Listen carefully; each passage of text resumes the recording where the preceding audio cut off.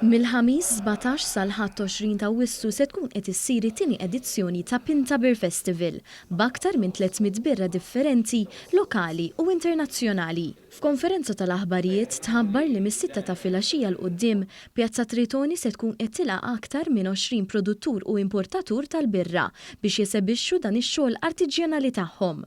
Però dan il-festival mhuwiex biss dwar il-birra. Biex in-nies ikunu jistgħu jiddevertu waqt li jgawdu varjetà mill-iktar xarba konsmata fid-dinja se jkun hemm aktar minn 20 band lokali u internazzjonali. Is-sibt 17 ta' Wissu il-palk prinċipali se jkun iddominat b'mużika tas-sebgħinijiet fosthom dik ta' ABBA, Dolly Parton, ir-Rolling Stones, Chic u leġendarji oħrajn. Waqt dan l-avveniment se tkun qed titwaqqaf żona ġdida b'diversi club nights imdawrin mal-festival. L-organizzatur ta' dan l-avveniment, Jonathan Paċ, spjega li għal dawk li jħobbu d-divertiment sportiv se jkun hemm ukoll żona b'atleti rinomati u esebizzjonijiet. Intqal li dan l-avveniment għandu aspett edukattiv, b'workshops u masterclasses fejn in-nies jistgħu jitalmu dwar il-birer li qed jixorbu.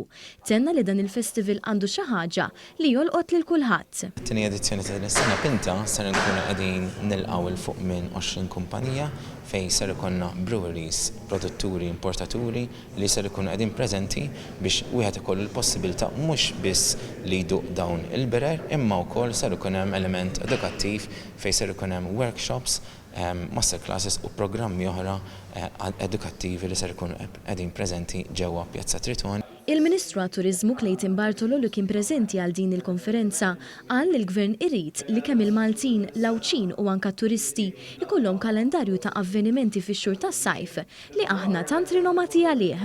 Bartolo tenna li avvenimenti bħal dawn juru l-professjonalità f'dak li hu tant importanti għal pajjiżna, it-turiżmu. Sa dan it-tant iċ-Chairman tal-Awtorità Maltija għat-Turiżmu Gavin Gulija qal li dan l-avveniment għandu tema ewlenija dik li s-sebba u saħħaħ il-prodott turistiku f'pajjiżna. U kompla jgħid li bħala awtorità iridu nagħmlu s-sena 2023 waħda memorabbli għat-turiżmu. L-Awtorità Maltija għat-Turiżmu hija effokata fuq is-suċċess.